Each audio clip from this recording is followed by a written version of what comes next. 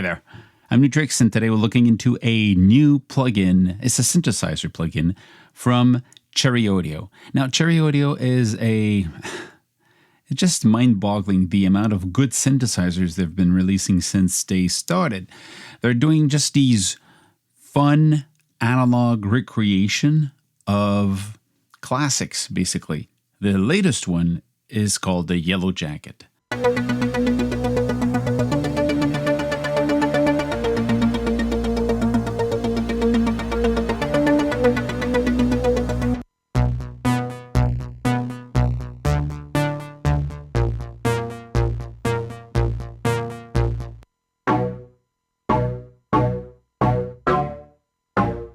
This is an emulation of the Wasp synthesizer from the British synth company named Electronic Dream Plant, or EDP.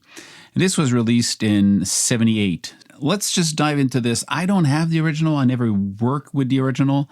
So I'm just going to enjoy the Yellowjacket for what it is, a virtual synthesizer. Like every Cherry Audio synthesizer, this one also is just, really fun to play with.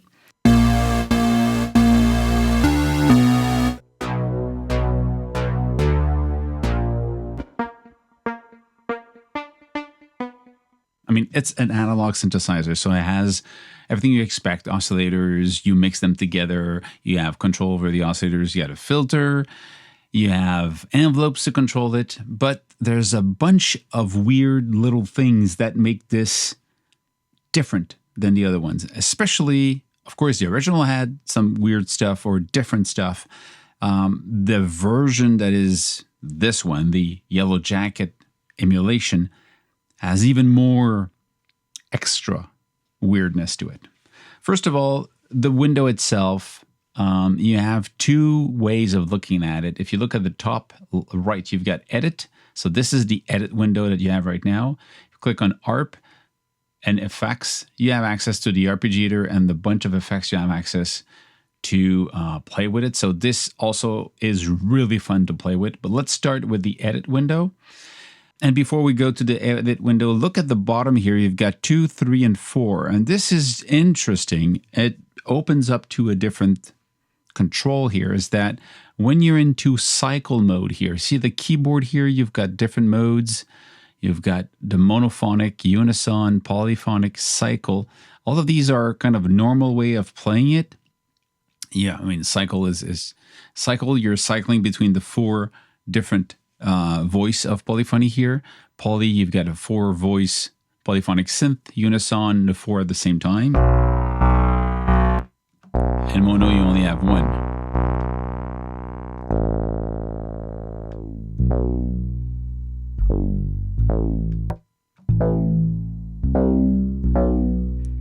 You can have also 16 voices if you want. You can detune them. We got already.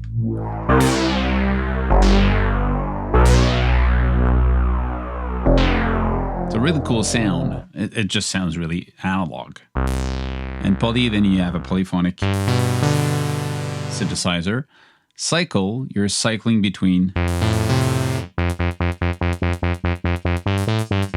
Cycle becomes interesting when you look into the multi section. When you go into multi, now you've got unison, and you play unison, but you have the control over voices 1, 2, 3, and 4, and you have control over the 4 different voices. And you can have presets. Oh, I want this slightly panned into tune. I want this to be a variable filter. So you see that this voice has a filter that is closed. This one has a filter that is a little bit closed. You can bring the release longer. You can change this one is the filter is open. It can be on one side. So here that one is different than that one. So this is really interesting because you have basically the whole synthesizer here 4 times, and you can detune all of them. So as you press the keys, you can really tune them and place them where you want for the detune part. If you go into poly, same logic is that when you play The 4 notes we're playing will be different. You can detune them totally if you want. This, I don't know, let's say the third one here. I'm going to give it 12 semitone higher. So this one is right. It just jumps in an octave higher. Or this one will be always kind of a weird tone if you want to.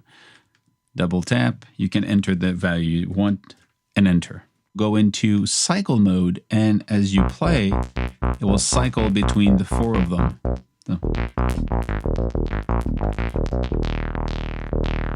So if you change just the filter, right away you see something changing. But if you also change a little bit of the tuning of the pitch, it's kind of hovering between the notes because I went a little bit off here, here, here.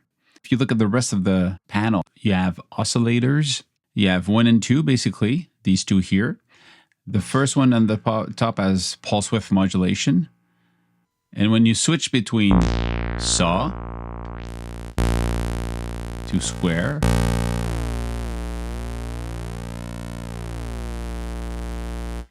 and this one is with a fix.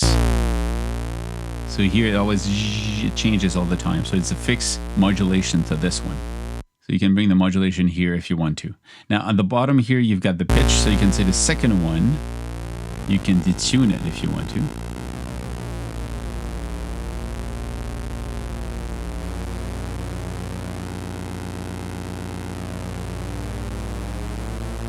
You can also have it sync. Now you got a little mixed volume between the 2, mixed oscillator 2 and 1, and a noise generator. So this is the control oscillator. Basically, it's an LFO. It's a low frequency oscillator. You can assign it, so that's the speed of the modulation. It can be assigned to the modulation wheel or just live.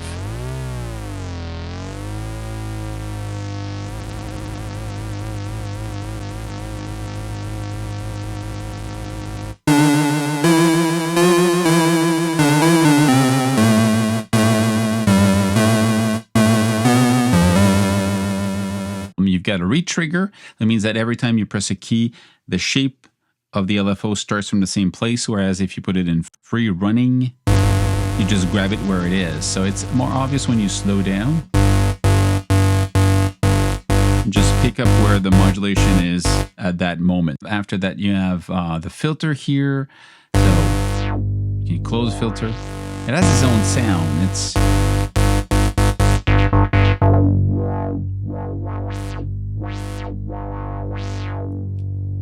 you have a low pass, a bend pass, a notch filter, and a high pass.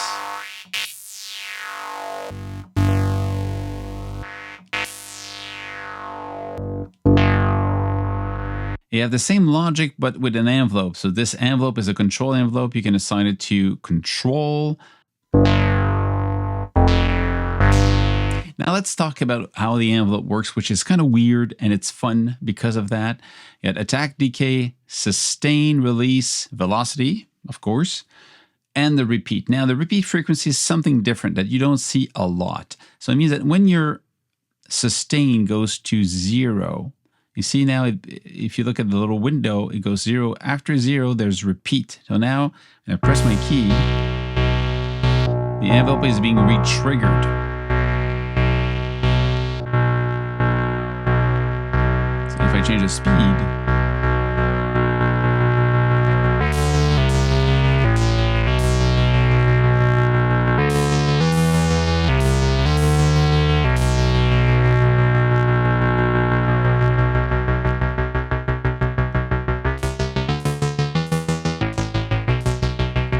so the envelope becomes kind of half of LFO. It becomes an LFO because it's always that same cycle of attack and decay. So in this case, fast attack and short decay.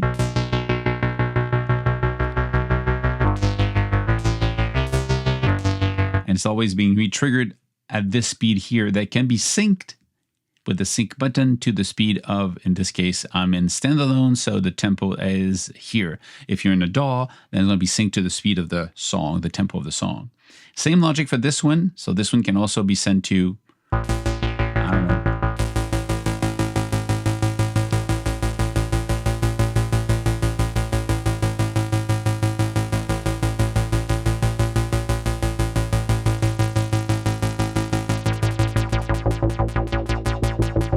And it becomes to be really interesting when the two are not the same. Listen to this.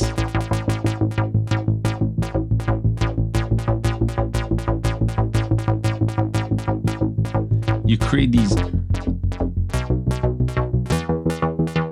other ways of playing these weird rhythms that can be really fun.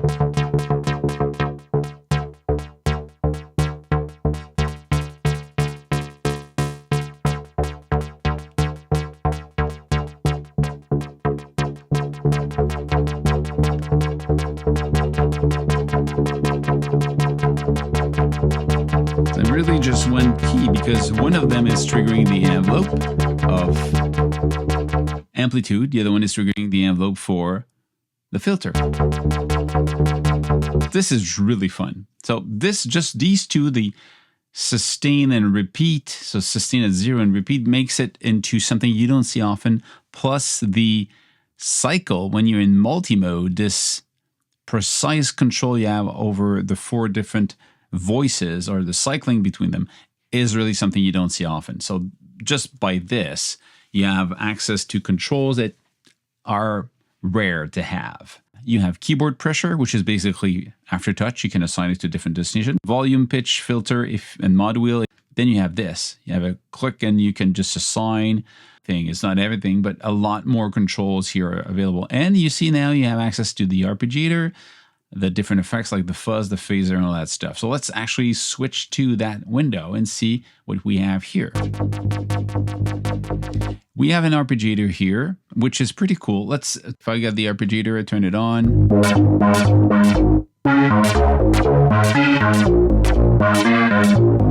So you have the order, the arpeggiator, the speed, the swing, chances. So sometime it won't play. And we get the gate length. Go up.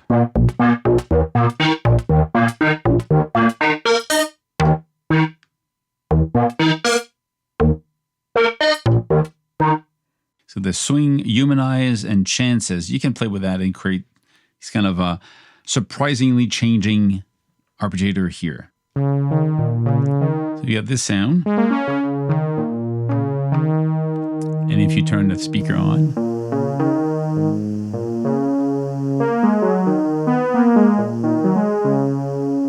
you hear that hiss and that So if you want that sound, you can recreate that. You have a fuzz, a tube, a saturation, and a clean drive. You can also have a mix of dry and wet. You have the amount of drive if you're into saturation mode, and you can also have it an octave lower. An octaver if you want to. A phaser with different amount of stages. You have a flanger chorus. You can turn on the sync and have a choice of flanger or chorus. And again, echo, you have digital, tape.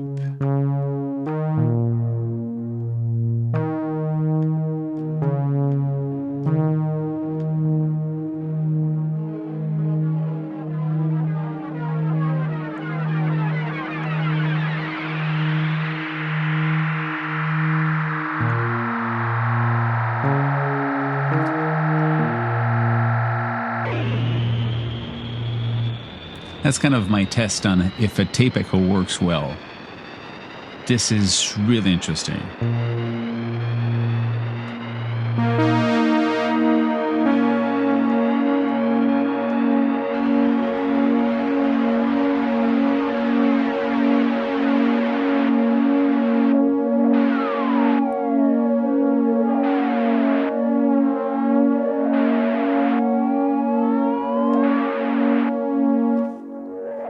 I think it passes the test of what a tape echo should be doing. And reverb, well, you have a bunch of them. And you have the classic, their own galactic, just super huge galactic reverb. And you can turn off the effects or on. So you might have a problem with turn off, you forget, and then you go, hey, it doesn't work. Why is it not working? It doesn't do anything. Why? Because you forget this here. You have to put it on. But it's also a great way to see, you know, if you have something you want to go from a sound with no effect to, you can also have control over the level of the effect, how much you want the effect to blend with the original sound, and you want to be, it's already stereo depending on the sound you have, and you can want to expand stereo to even a wider sound. On top of that, you also have a choice of scale here. You can select different scales, and the keyboard will change to only play the one that you have, you know. You can want to have Dorian, you only have the Dorian scale. So it's another way to play with it if you want. That's it. That's the Yellowjacket, the emulation of the Wasp.